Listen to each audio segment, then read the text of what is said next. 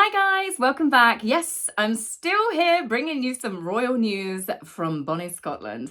But today, oh, what a little adventure we have had. The weather, Scottish Highlands, took a turn for the worst, and our little orange boat was not safe to take it across the water, and we needed to go to land because we needed some extra supplies. So we had to call in the help of the man that manages the island. I will call him Captain Andy, and he came over in his bigger boat and took us ashore. So we went off, managed to find a pub. Conveniently, as you do. So I've had 2 vinos, so you'll have to bear with me through this video. I might be a little bit more, I don't know, chatty Cathy. So as for royal news, we're being inundated. It's too much. We've got Prince William again. I know, ladies and gentlemen. Let's bring out the popcorn. Let's pour yourself a cup of tea, a glass of vino, whatever your tipple is. Because Prince William yesterday paid a visit to Spiral Skills, which is an organisation working to help bridge the gap between education and employment for underrepresented young people aged between 14 to 25. They offer development and well-being support, skills development through workshops, sports, immersive learning, mentoring, and a whole range of activities to help them develop the necessary skills and confidence to work towards employment. The Royal Foundation's Homewards project has awarded them a grant to help them expand and develop more services, enabling them to help more young people.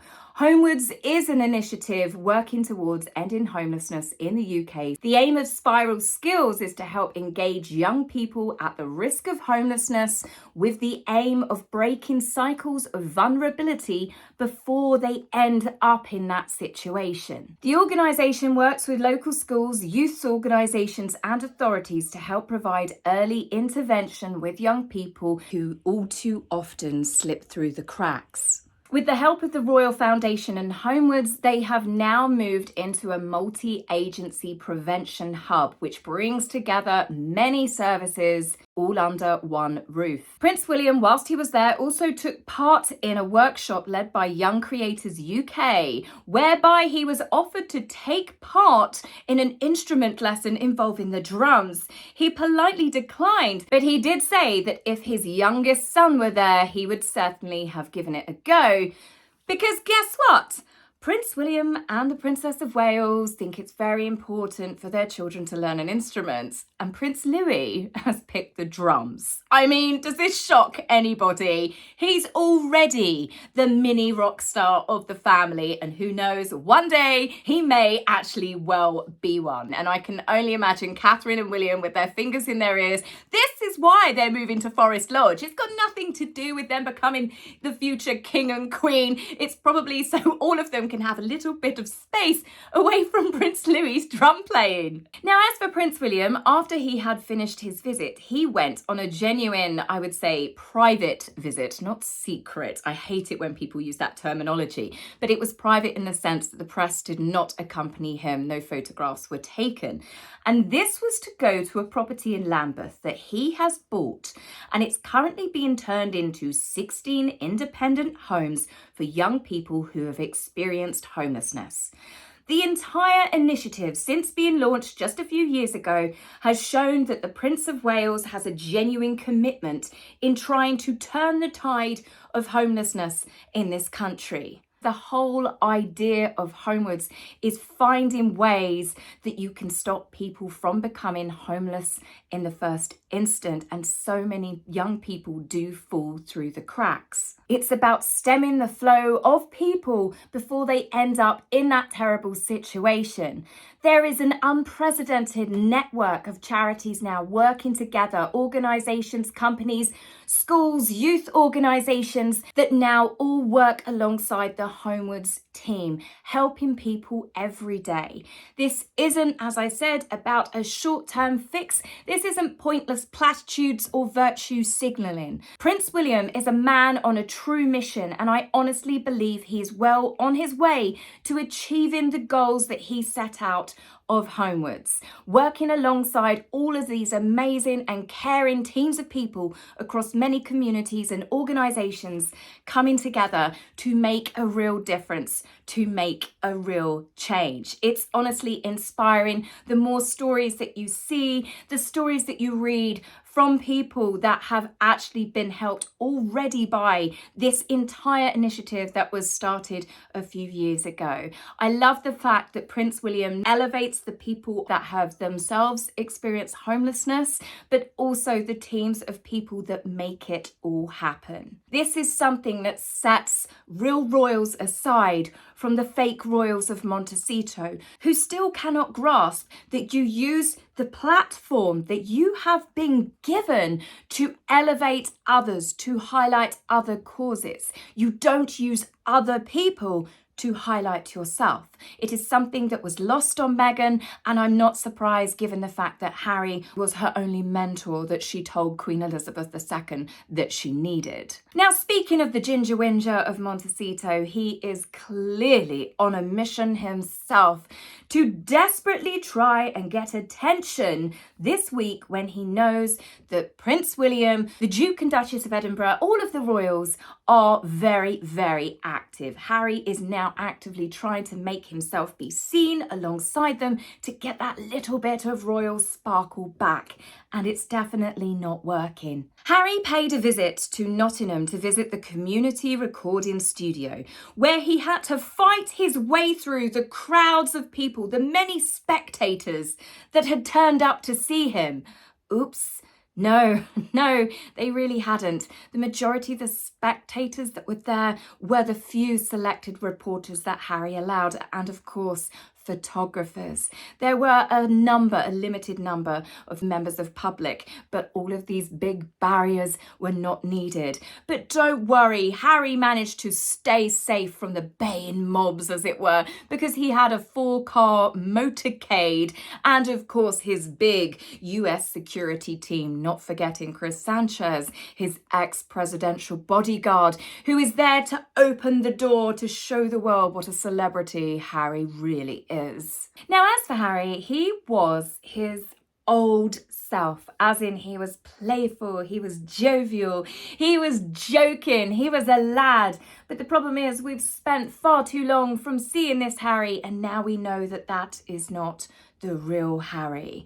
He even made a joke about running off with one of the guy's shoes, and to me it just looked like that Harry was just very confused how to tie shoelaces as he was there with his slip-ons. Harry larking around and dancing and making jokes and playing like that might have been cute 20 years ago, but as someone who is in his 40s now, a father of 2, who has spent the last 5-6 years moaning, complaining, whinging, preaching, you name it, it's hard to believe that Harry's still that fun-loving lad. The reason why I believe that Harry's doing that is not just to convince some members of the public that he is in fact still that person that we all used to know and love.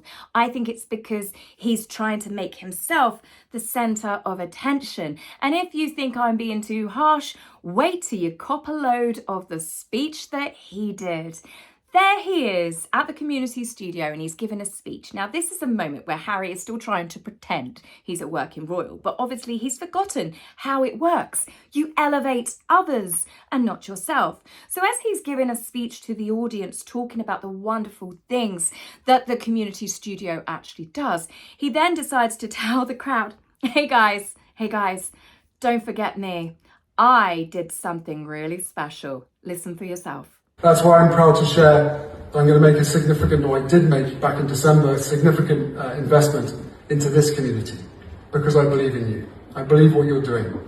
And I made that commitment through or via BBC Children in Need last December. Hang on, so you donated the money back in December. What happened, Harry? Did nobody care? Did nobody report on it? Or did you save one in the bank for when you're trying to compete with your brother, you know, the person that you called your arch nemesis? Did Harry save this little bit of juicy information up, bearing in mind if they so much as donate a $5 Starbucks card to someone, it comes with a big flashy press announcement? It's questionable, isn't it, that Harry would choose this week when he's trying to pretend that he's still somehow a working royal. The fact that the press release that came with it made a point from his chosen mouthpieces to state this is one of the biggest donations ever given by a member of the British royal family.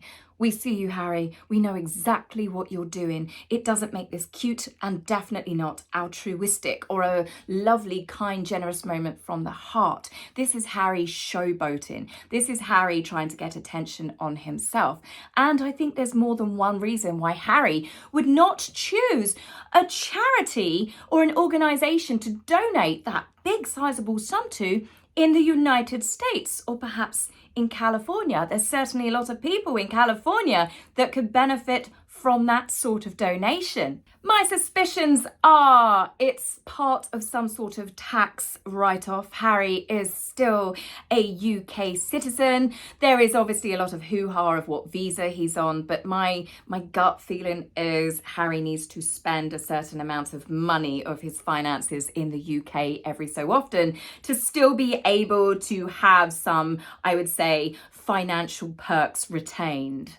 Secondly, prior to this apparent donation in 2024 that we're only hearing about now, Catherine, the year previously, had been asked by Children in Need to take part. And I find that funny that a year later, Harry tries to get on board again. Why was it that that was never announced? It's not like Harry or Meghan, as I said, to keep so much as a $5 gift card quiet. Thirdly, he knew this week the real royals would be dominating the headlines, didn't he? He knew this was a big week in the royal calendar. He didn't need to get permission to share their diaries with him. Anybody can look on the court circular and know that the first few weeks in September are always very busy and very active because people have seen the royals take a bit of a break and everybody's eager for a little bit of royal news. Harry has, of course, jumped on this.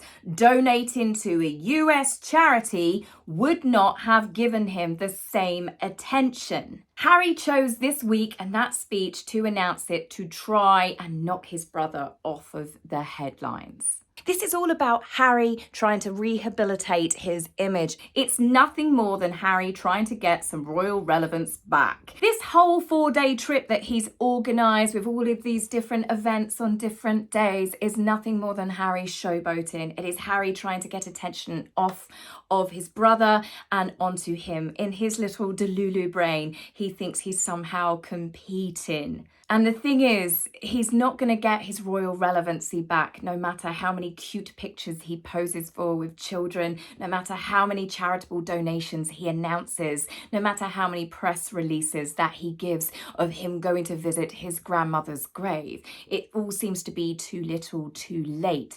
You only have to look at the number of people that didn't turn up to see him in Nottingham, given the fact that he had given quite clear location information because he's so scared for his safety, of course. The fact that so many people not only didn't turn up, but the mainstream media didn't even bother putting anything on any of the front pages to print. Even his little 1.1 million Children in Need charity stunt tells me one thing. Harry's royal relevancy ship has not only sailed, it's been shot down, it's been sunk. And the only person he's got to blame for that is himself. Now, on that note, guys, I'm finishing up. I will be back with you in a few days. Take care for now. See you soon. Bye.